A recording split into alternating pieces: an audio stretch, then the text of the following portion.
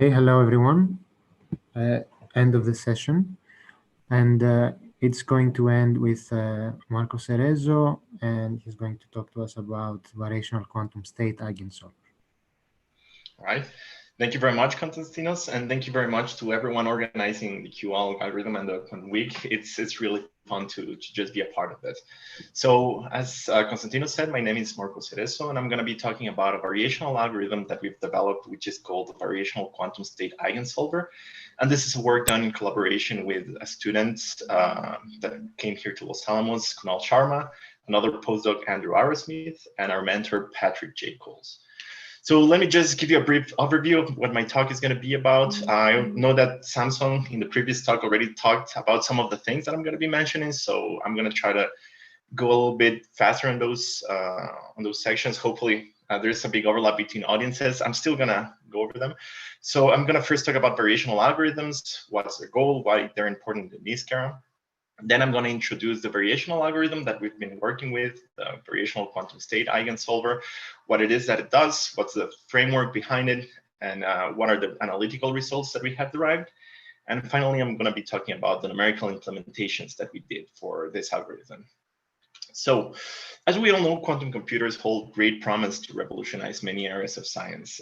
However, those beautiful quantum computers in textbooks and those algorithms are still a little bit ways away, and because quantum computers are still in their infancies, and we are in what is usually referred to as the noisy intermediate scale quantum computer era, or the NISQ era, where the quantum devices that we currently have available are limited in the number of qubits, they have low decoherence times, and they have gate infidelities that keep improving but still can give us some errors.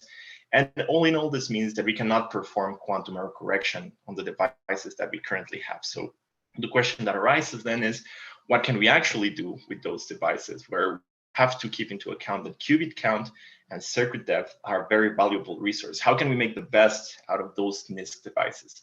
So in this sense, variational quantum algorithms have been proposed as one of the biggest implementations on NISQ devices. And you can think about them as being task-oriented in the sense that variational quantum algorithms are just a framework that is very general. And let me just try to quickly introduce how do they work. So essentially, you just have some problem that you want to solve. In this case, let's consider the seminal work by Cerezo et al. Of the VQE algorithm, which is we're just trying to find the ground state of a given Hamiltonian age. So what we then do is we try to encode this problem into a cost function that we're trying to solve. So in this case, our cost function is just we take some input state rho. I hope you can all see my mouse. And we apply some given rotation to this state so that we can try to rotate it to the ground state of the Hamiltonian. Our cost is simply the expectation value of this rotated state in this Hamiltonian. So it's just the energy of the state in a given Hamiltonian. And what we do is we try to evaluate in a quantum computer whatever we cannot classically simulate. So for instance, preparing a quantum state in a very large number of qubits, we know that it is exponentially hard. So what we try to do is we prepare the state in a quantum device. We apply some unitary that generally is going to be a parametrized gate sequence, which are just going to be some set of gates with a given ordering and which are parameterized by some either discrete or continuous variables. For instance, those variables can be rotation angles in rotations in my circuit, or they can be discrete as gate placements. So we use the quantum computer to evaluate this classically intractable cost function. Then we take the values that we got from the classical computer, and we push some of the complexity of solving the problem onto a classical computer. In this case, we just take the value that we got from the cost function for a given set of parameters, and we put it in a classical optimizer, where we're hopefully trying to do some either gradient-free or gradient-based optimization to try to solve the optimization problem of finding the minimum of this cost function. Then we take this updated parameters that my classical optimizer is giving me, and we run the quantum computer again to try to estimate the cost function, and we just get into this hybrid optimization loop. Now, this is just in a nutshell what variational quantum algorithms are doing. They're trying to push some of the complexity onto a classical computer and just exploit the capacities that we have of classical optimization. And then, of course, you can try to sparkle your variational quantum algorithms with a little bit of an extra. And for instance, you can try to guarantee that the solution that you're getting from your quantum computer is actually what it's supposed to be, or you can guarantee that your cost function and that this optimization loop is actually going to converge. You can try to guarantee trainability. And this is going to be related to what Samson was talking about, barren plateaus. So I'm going to get into that in a little bit. So now that we have defined what variational quantum algorithms are, let's just try to define a problem. In this case, let's consider the quantum principal component analysis, and more specifically, the following problem. We are given an n qubit state rho, and we want to try to approximate its eigenvalues and its eigenvectors. So how do we go about doing that? So there's already a lot of people that have worked in this problem. And of course, if we try to do it classically, as we said, just simulating the whole thing is going to be classically intractable. It's going to be very expensive as the complexity scales exponentially with the number of qubits. So we can just take classical approximations and just throw them into the garbage. But then we also have quantum algorithms, and probably the most famous one is the quantum principal component analysis developed by Seth Lloyd, which is suspected to give exponential speedup for low-rank matrices, but it has the problem that it employs different subroutines like the phase estimation and density matrix exponentiation that makes this algorithm not near-term. Just the depth required to apply those subroutines just goes beyond the coherence time of the qubits in the current devices that we have. And just as a small side note, it's this particular quantum algorithm has a really interesting story because it has been showed by Irwin Tang that this can be dequantized for low-rank states. That means that you can classically simulate this. But at the same time, there's been pushback saying that, sure, you can dequantize it, but just the classical simulation, it has a very big polynomial overhead. So all in all, quantum principal component analysis, interesting as it might be, we cannot implement it yet. So then what do? We go to variational quantum algorithms.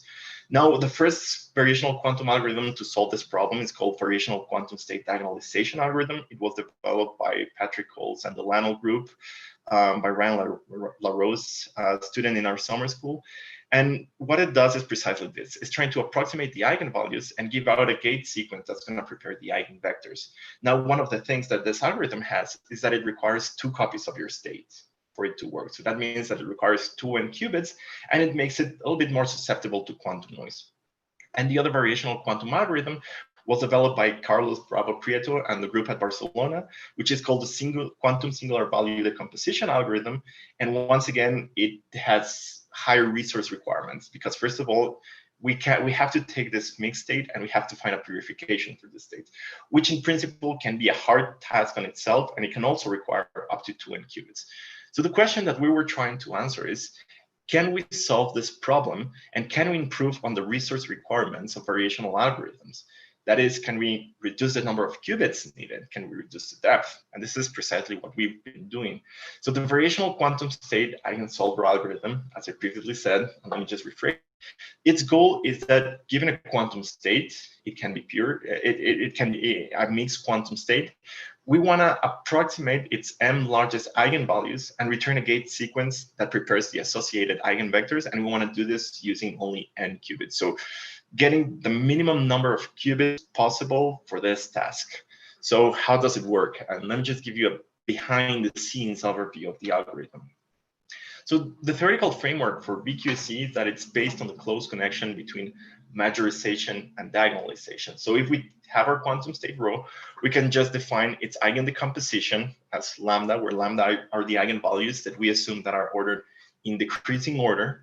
And we just define the rotated state that we find by applying this parametrized gate sequence or this parametrized unitary to rho, and we just call it rho tilde.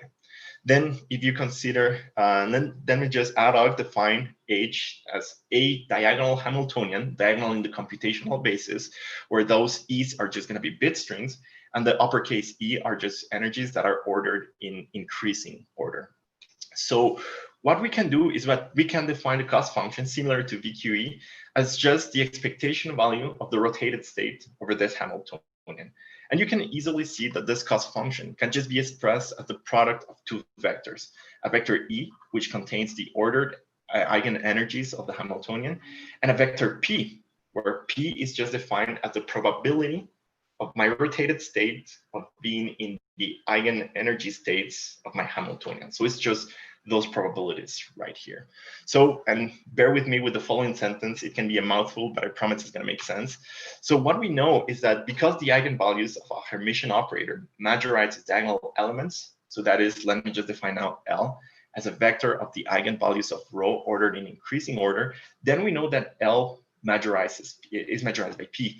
And since the dot product with an increasingly ordered vector is a Schur-concave function, like the dot product that we have in our cost function, we know that our cost function is always going to be minimized by the dot product of E times L. Now, let me just break this apart. I know that this can be a little bit too much to take in. So what this is telling me is that the cost function is minimized when the unitary V rotates the state rho so that it is diagonal in the eigenbasis of H, in the energy eigenbasis of H. So if all the eigenvectors of rho get mapped to the eigenenergy states of H in such a way that the smallest eigenenergy of H is mapped corresponds to the largest eigenvalue of rho, then this cost function is minimized. So we have a cost function that is actually faithful in the sense that we can make this mapping. And why is this important?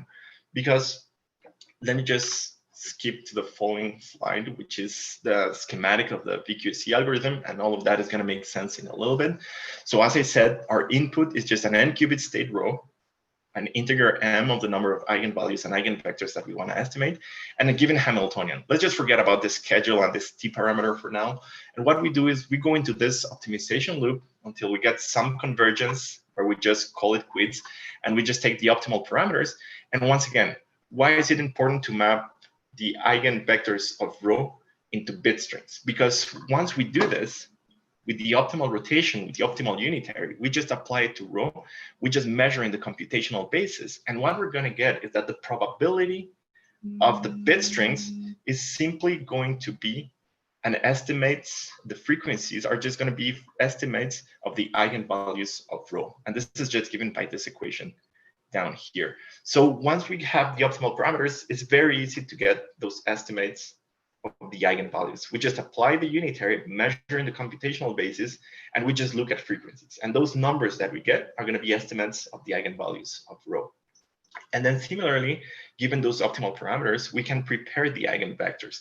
What we do now is we just have to prepare a bit string, a quantum state that is just one element of the computational basis corresponding to the bit string, and we just apply v dagger. And then this is going to be an estimate of the eigenvector of rho. And you can see the close relation between those two equations down here. So the fact that our Hamiltonian is diagonal in the computational basis and that our unitary is mapping rho to the eigenenergy levels of H is allowing us to read out the eigenvalues and prepare the eigenvectors. So this is the output of our algorithm. And you can see that here, we just require n qubits for this task. Now, let me just make another small and important comment about when I was saying that you can try to sparkle your variational quantum algorithms with additional steps like trying to certify your solution. This is what we've done here. So as I said, usually whenever you run your optimization loop, you just try to find convergence. You just run it for a given number of iterations. Once you find convergence, you just set the parameters that you found as your optimal parameters, the partial solution to this minimization problem. But how do you know that this solution that you found is actually good? How do you know that you're not stuck in a local minima that you could have converged to? So what we did is that we showed that our cost function is operational meaningful in the sense that we managed to derive this equation right here. Now, epsilon lambda and epsilon nu are just the errors of estimating the eigenvalues and the errors of estimating the eigenvectors. And what we showed is that those errors are upper bounded by a function that decreases as c decreases. So essentially, the smallest the cost function value we achieve, the smallest we can guarantee the error in the eigenvalues and the eigenvectors that we're estimating. And this sort of operational meaning of the cost function is important because then you can try to set a termination condition for your algorithm based on the desired precision on the solution that you're looking for. So this is something that for people working variational algorithms, it's always good to try to see if you can derive such an operational meaning for your cost function. Now, let me just talk about the other aspect that I was discussing at the beginning, the trainability of the VQA cost function. And this is related to the question of what Hamiltonian should we use? So far, all that I've said is that the Hamiltonian should be diagonal in the computational basis, but which one should we use? And specifically, the question that I'm going to try to answer is, can we avoid barren plateaus? So once again, I'm going to go a little bit fast here because Samsung did a great job covering the definition of barren plateaus. So essentially what we have is that the problem that we're trying to solve, this optimization problem right here, just translates into trying to find a global minima in a landscape of some hyperparameters that are just the variables that we're trying to optimize. And if our landscape is well behaved in the sense that it has features such as this one that you can see here, you can try to employ a descent algorithm, gradient free or gradient based, to try to find the minimum of this cost function. However, as it has been shown, the phenomena of barren plateau can hinder this optimization phenomena. So barren plateaus, and I'm just going to repeat what Samsung said, are just defined as the phenomena where the variance of the cost function gradient vanish exponentially with the system size. So essentially, this means that in average, your cost function is going to be very flat. And whenever your cost function is very flat, that means that in order to try to find a minimizing direction with gradient-free or gradient-based optimizations, you're going to require a precision that grows exponentially. Because if you have something that is very flat, there is going to be a very small slope. But if you're trying to compare 2 points in this landscape, you're going to you need to tell them apart with very high precision. So that means that now your algorithm has an exponential scaling in the precision needed to navigate through this flat landscape. And this is something that we're trying to avoid. And we already know that deep ansatses, deep hardware efficient ansatses, like the one shown here, lead to barren plateaus. And the result was derived by Jared McLean et al. In their, again, seminal paper. But we also know that there's other phenomena that can lead to barren plateaus. For instance, if your cost function is global. And what do I mean by global cost function? By global cost function, I just mean that you have objects that are living in exponentially large Hilbert spaces and that you're comparing. So for instance, I have a Hamiltonian where I'm measuring all the qubits and I'm trying to find the ground state of an exponentially with an exponentially large state. Or for instance, I'm just trying to compare the fidelity between 2 states. So those cost functions will lead to barren plateaus even for shallow depth. Even when you just have a tensor product of rotations, you can show that this will lead to barren plateaus. So the locality of the cost function is important. And it's also been shown that shallow ansatses and local costs, now local means the opposite, that we're just measuring and comparing objects that do not live in exponentially large Hilbert spaces, but for instance, we're just measuring 1 or 2 qubits. This is what we define a local cost function. It can be a summation, your Hamiltonian can be a summation of local terms. Those, whenever your ansatz is shallow, that means up to log n depth, you avoid barren plateaus. So this is very important to try to guarantee that your algorithm is going to be trainable whenever you go to large number of qubits. So here we can define local cost functions. As we said, our Hamiltonian just has to be diagonal in the computational basis. So we can always define a local cost function, which is going to be a summation of weighted poly Z operators. Now you can clearly see that I'm just measuring 1 qubit at a time, and I have to just measure n of them. So measuring each term individually is still efficient. And I just have to pick up those coefficients Ri, such that the m lowest eigenvalues are non-degenerate, so that I can actually make this mapping with V of just trying to rotate my state to the eigenenergy levels of H. But also at the same time, and of course this, as we said, can avoid barren plateaus. But now let me just try to go back to the specific problem that we're trying to solve. We're trying to solve of mapping the eigensystem of rho to the energy levels of H. And what we're doing is that if our Hamiltonian, all the energy levels are non-degenerate, we have to make this mapping 1-to-1. And this can be very hard because we're trying to train all of our unitary V. We're trying to make it so that all the levels coincide with this 1-to-1 correspondence. So we're actually trying to preserve some degeneracy. So in general, also pick those coefficients so that some degeneracy is preserved, because whenever you preserve degeneracy, and you can map whatever, all of those 4 eigenvalues of rho to 1 degenerate eigenenergy of H, it doesn't matter which one you're mapping. So degeneracy helps here. So local Hamiltonians have the problem that they will have more local minima, because if we do an incorrect mapping, we're mapping this eigenvalue of rho to this eigenenergy of H, so they're crossed, this is going to be a local minimum, and we want to try to avoid this. So global cost functions here are actually very good, because global cost functions, if I just define my global cost function as some projector onto Z bit strings, this is going to be highly degenerate. This is a Hamiltonian that has a spectrum of m non-degenerate eigenvalues and 2 to the n minus m degenerate of them. So essentially here we're just trying to train m columns and rows of V, and this is much better. But once again, this has a Brown plateau. So the solution that we came to try to get the best of both worlds is that we just define an adaptive cost function.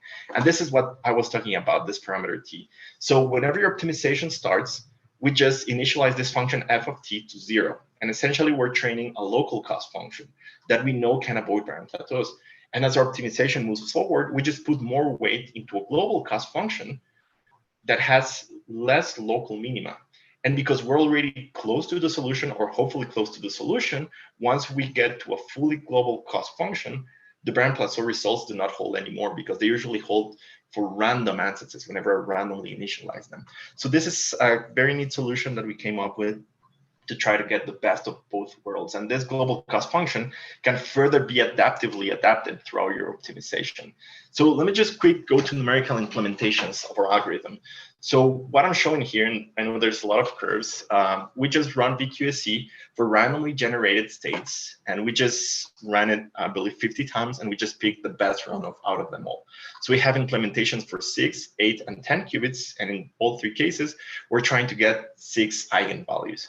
Now, because we're trying to see if our adaptive cost function is the best, we actually run global cost functions, local cost functions, and our adaptive cost functions. And what we're showing here is the relative and the absolute error. So you can see that the first one, the absolute error, is putting more weight to the largest eigenvalues, whereas the relative one is putting more weight to the smallest eigenvalue. So they're just quantifying different things. And for both types of error, and let's just look right now at the absolute error, what we can see is that the adaptive cost function, this reddish curves, is doing much better than the local and the global cost function for all 3 cases. So what we see is that our adaptive approach not only prevents us to avoid barren plateaus and also to change the landscape so that we avoid local minima, but it's also outperforming all of them. So this was really good to see that we can actually achieve very small errors. Here our errors are of the order of 10 to the minus 9 for 6 qubits and still 10 to the minus 6 for 10 qubits. And we can see that we can actually guarantee very small errors by running our algorithm, and that the adaptive cost function is working properly. It's doing what it's supposed to be doing. Then you can also ask, that was just the best run. What happens if you're looking at the average run? What happens if we just try to compare out of all of those runs? So this is what we plotted here. This is the runs per success, which is actually telling you how many runs in average should I need to be able to achieve a given inverse error. So here we're looking at the absolute error for global, local, and adaptive cost functions. And we can see that always the smaller number of runs that you need to perform to achieve a given error is given by the red curve. It's just the curve that is below the other ones. We also can see that for small 1 over epsilon, this relation right here, and you can see that this x-axis is in a log scale, seems to be linear. So this means that for small error, our algorithm scales logarithmically with 1 over epsilon. Now, granted, this is heuristic scaling, but it still shows that we can get like an efficient algorithm to obtain small errors.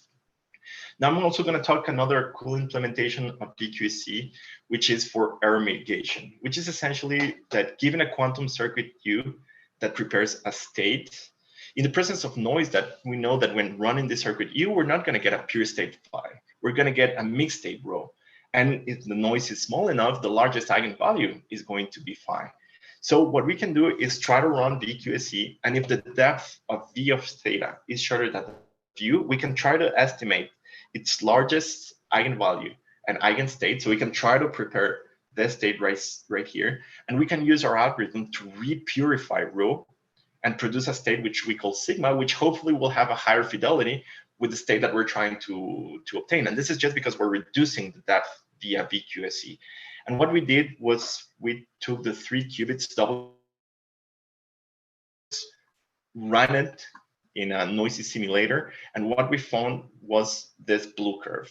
This is the fidelity between the noisy W state that we found and the true W states. So we just run VQSE, we optimize our cost until convergence, just trying to learn one of the eigenvalues. And what we see is that the fidelity between the state produced by VQSE and the W state is higher. So we can re-purify our state, reduce the depth, once again, not qubit count and circuit depth at resources, and just use VQSE for error mitigation. And finally, I'm going to go super fast on this because I don't want to go over. We can use VQSE to detect quantum critical points, because what we're doing is we're essentially doing entanglement spectroscopy. For all of those of you who know about condensed matter entanglement spectroscopy, it's essentially just looking at the eigenvalues of a state. And those give you information about the type of state, type of entanglement in your state. And what we did, we just studied an XY Heisenberg chain with non-transverse field. So that is field along the Z and X direction, because it has been shown that there are specific orientations and values of those magnetic fields where this spin chain just has a critical point, a quantum critical point known as a factorization point. What happens there is that the ground state just becomes completely separable, and all of your spins are just in a tensor product of all pointing in the same direction. So we simulated this Hamiltonian. We just took a subset of those qubits, that's our mixed state, and we just performed VQSE. And we know that at the factorization point, because we have a tensor product structure, all but one of the eigenvalues of rho will go to 1, and the rest will have to go to 0. So this is what we did. We just used VQSE to estimate the first 3 eigenvalues of the chain with ferromagnetic and antiferromagnetic coupling. And what you can see here is that there are points where 1 minus the first eigenvalue goes to 0. That means our first largest eigenvalue goes to 1, and the second and third eigenvalue go to 0. So essentially what we show is that we can detect the quantum critical point by just running VQSE on the system with different field values. So we can use VQSE for another application. So what we did, again, and very fast, we introduced a variational algorithm to estimate the largest eigenvalues and output a gate sequence that prepares the associated eigenvectors of a given quantum state. A cost function is based in this connection between majorization and diagonalization, and that we showed that this cost function is operational meaningful and that it can avoid grand plateaus. And we did some numerical simulations for multiple applications, and we're really happy that VQSE has been recently employed in this manuscript as a subroutine for an algorithm that diagonalizes Hamiltonians. And with that, thank you very much for your time. Thank you.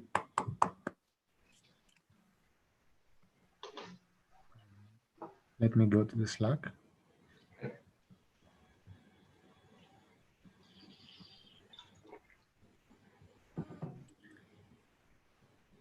I'll give them some seconds to post questions, if that's okay. I see some people typing and clapping, of course. Thank you very much, everyone.